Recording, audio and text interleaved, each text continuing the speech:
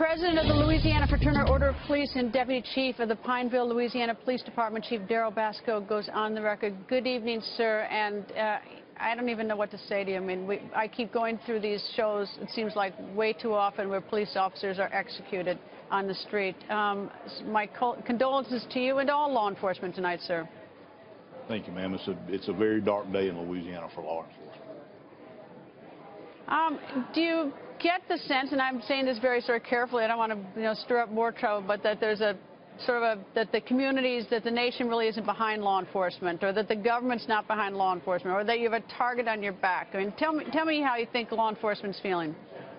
You know, Greta, in Louisiana, I think we're kind of unique. We have a great sense of community in our state. There's a great sense of people showing respect and showing support for law enforcement across the state. Of course, there's always that portion of the community that does not appreciate the job that we do every day. But overall in Louisiana, I think we're very fortunate to have the support of our communities across the state. Now, it's an early investigation. We have no idea what provoked this guy. We have no idea if he worked alone. We have no idea if any of the prior shootings had anything to do with it. But, of course, we're all enormously suspicious. Nonetheless, a lot of police are getting shot. Why do you think this is happening? What's your theory?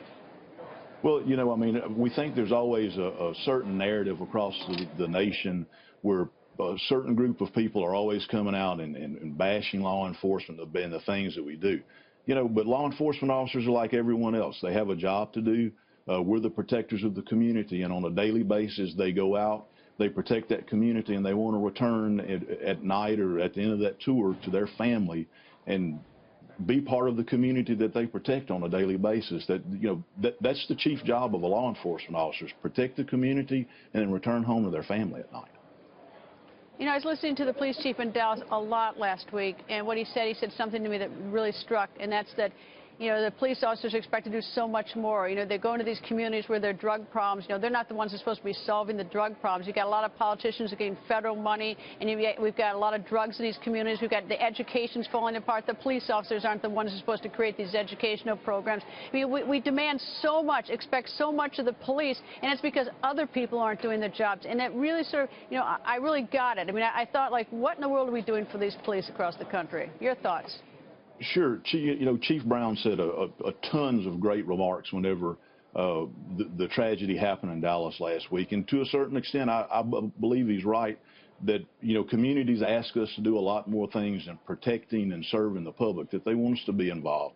But, as law enforcement officers, because of who we are and the nature of the things that we do, we always want to be involved in those conversations about protecting our communities and making them better on a daily basis. That's part of the reason that law enforcement officers get involved in the job that they want to do.